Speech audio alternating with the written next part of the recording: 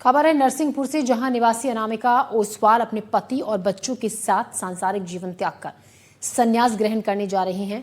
Doctor बेटी और CA बेटे के साथ दोनों पति पत्नी अपनी 5 करोड़ की संपत्ति को त्याग कर सांसारिक जीवन को छोड़कर जैनेश्वरी दीक्षा लेने जा रहे हैं। और इसी के लिए अनामिका के साथ परिवार उन गली में पहुंचा जहां उन्होंने अपना बचपन गुजारा था। मैंने यही सोचा कि मेरे बच्चों को तो मैं संयम ही दिलाऊंगी।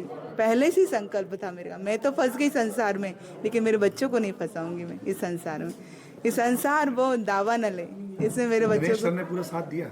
हाँ बिल्कुल, मेरे को कोई भी चीज़ के लिए मना, मेरे ससुराल वाले भी कभी मना नहीं करा कि तुम मांस खमन, इतनी नई नई शादी है, मांस खमन क्यों कर रहे हो, कभी नहीं बोला। मेरे को 2-2.5 साल ही हुए थे शादी, मांस खमन कर कभी नहीं बोला उनने कि आप इतनी बड़ी तपस्या, छोटे छोटे बच्चे हैं, कभी नहीं रोका। ये हुआ कि ट्रीट करने के लिए पेशेंट तो आते हैं हॉस्पिटल में, डॉक्टर सब ट्राई तो करते हैं, बट एट दी एंड यही बोलते हैं जो भगवान चाहेगा, जैसा भगवान होगा। बहुत डिसीजेस होते हैं जिसका कॉज पूछते हैं पेशेंट अपने से, बट बहुत से डिसीजेस का कॉज अननोन रहता है। बस अपने कर्मों में था हो गया। इफ डॉक्टर का बेस रिजल्ट दोनों ही भगवान के इस पे डिपेंड करता है, वो ऐसा नहीं कहते कि वो ट्राई नहीं करते, वो बेस्ट देते हैं, उनका एजुकेशन सिस्टम बहुत मैटर करता है, बट एट दी एंड भगवान की दुआ काम करेगी दवा से ज़्यादा। मेरे एक रहने से मतलब देश को तो इतना कोई फर्क नहीं गिरेगा, पर शायद मेरे ये डिसीजन तो शायद मेरे खुद के लिए है। मतलब लोग इन्वेस्ट करने के लिए हम खुद भी सलाह देते हैं कि मतलब लोग इन्वेस्ट करो, फ्यूचर के लिए आपका सेफ रहेगा। बट अगर मेरा जो मेरा भव आने वाला भव है, या फिर अगर मेरा जो लॉन्ग टर्म के लिए सोचा जो लाइफ लॉन्ग गोल, कि अगर उसके लिए अगर मैं अभी से इन्वेस्ट करना चालू कर दूँ तो जितने जल्दी इन्वेस्ट करूँगा उतना जल्दी मेरे को प्रॉफिट ज़्यादा मिलेगा। इसीलिए मैं अभी से इन्वेस्ट कर रहा हूँ कि अगर मैं अभी से इन्वेस्ट करूँगा तो मेरे को जो प्रॉफिट जो मिलेगा और जो मेरा जो एंड पोर्टफोलियो जो बनेगा वो सबसे बेस्ट बनेगा, इसलिए मैं दीक्षा ले रहा हूँ। ये प्रसंग है, धूलिया निवासी एक परिवार है, वो कांकरिया परिवार, पूरा परिवार दीक्षा लेना चाहता है। गुरु के आदेश के अनुसार पूरा जीवन जिया जाता है, उस जीवन को बोलते हैं दीक्षा। उसमें साधना, तप, त्याग, वैराग्य भाव होते हैं, और जितनी भी भौतिक चीज़ें हैं, मेटलिस्टिक चीज़ें हैं, उसको छोड़कर स्पिरिचुअल ग्रोथ करने के लिए ये एक प्लेटफॉर्म है। उस प्लेटफॉर्म का नाम जैन दीक्षा है, जैन भगवती दीक्षा है। ये लेने जा रहे हैं। यहाँ पर मौजूद है, क्या नाम है बाबा? शिवराज साहू डोमा। कितने दिन से प्रदर्शन कर रहे हैं? 10 दिन हो गया आज। किस बात को लेकर? भट्टी मत खुले के लिए। क्या समस्या होता है? भट्टी खुले से हमारा आवागमन ब्रेक हो रहा है। कब तक करेंगे? क्योंकि यहाँ सरकार भी जो है वो उनके तरफ से भी कोई कदम नहीं बढ़ाया जा रहा है। आप लोग लगातार प्रदर्शन कर रहे हैं। आज यहाँ तहसील कार्यालय पहुंचे बंद है ना, पढ़े लिखे उनके स्कूल भी बंद कर दिए। कितने गाँव का स्कूल बंद है? 10 गाँव का है। सिर्फ जो है ये दूसरी तस्वीर में आपको दिखाना पड़ेगा।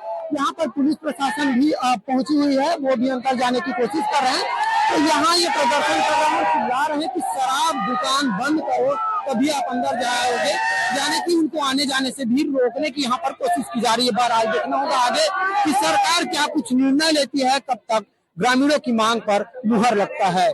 दूर से एनडीटीवी के लिए चंद्रकांत शर्मा।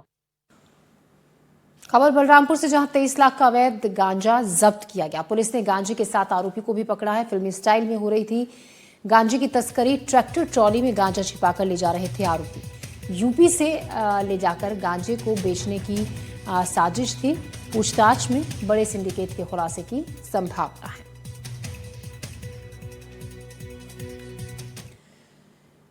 छत्तीसगढ़ की सेवा सहकारी समिति में कार्य करने वाले अधिकारी कर्मचारी अपनी 4 सूत्रीय मांगों को लेकर अनिश्चितकालीन हड़ताल पर हैं। कर्मचारी 4 नवंबर से हड़ताल पर बैठे हुए हैं, जिसका असर अब धान खरीदी पर देखने को मिल रहा है। बेमेतरा जिले के 140 धान खरीदी केंद्रों के जरिए 1,58,000 किसानों ने धान बेचने के लिए पंजीयन कराया है, लेकिन हड़ताल के चलते 72 केंद्रों पर ताले लगे हैं। हालात ये है कि इन सोसाइटी में अब तक बारदाना नहीं पहुंचा। धान खरीदी के लिए सिर्फ 5 दिन बाकी बचे हैं।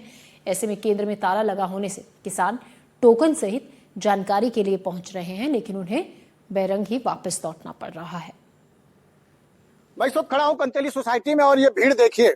कंतेली सोसाइटी में किसान और काम करने वाले कर्मचारी है। इसके अलावा जो तैयारी की मैं जो बातें कह रहा हूं, वो तैयारी की बातें आप देखिए कि हालांकि दिखाने के लिए जो यहाँ के अध्यक्ष हैं वो थोड़ी बहुत तैयारी की है, लेकिन वास्तव में ना तो यहाँ पे बारदाना आया है। और दूसरी तस्वीर और आपको ले चलता हूँ कि वहीं से मैं चाहूंगा कैमरा साथी दिखाएं कि देखिए कि किस प्रकार से सोसाइटी में ताले लगे हुए हैं।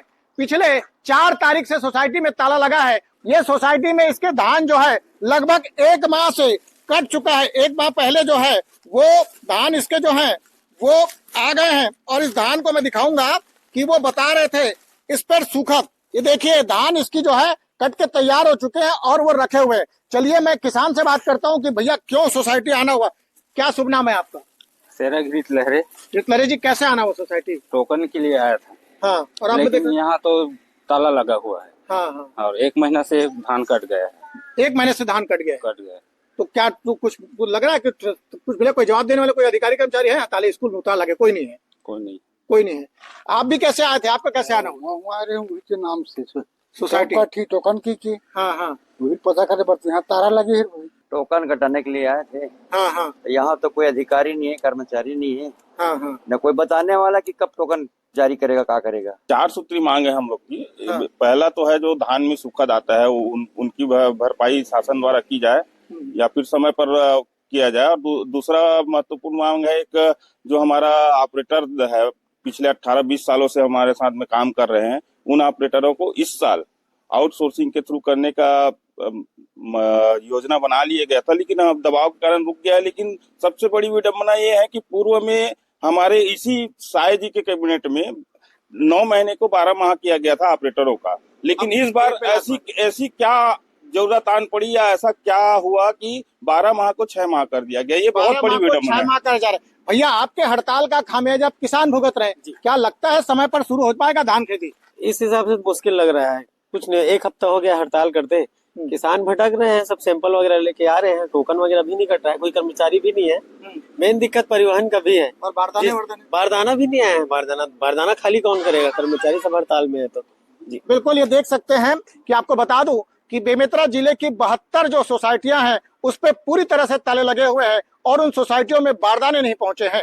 हालांकि स्थानीय स्तर पर जो जनप्रतिनिधि के पर जो जहां के अध्यक्ष उनके पर दबाव बनाकर तैयारी दिखाने के लिए शुरू की जा रही है, लेकिन वास्तव में जमीनी हकीकत कुछ और है। एनडीटीवी के लिए बेमेतरा से सुजीत शर्मा। हमारे जिले में लगभग 1,58,000 किसान जो है वो इस बार धान बेचेंगे। धान 21 क्विंटल 3100 रुपए की दर से जो है वो उसकी खरीदी की जाएगी। हमारे पास बारदानों की पर्याप्त व्यवस्था है।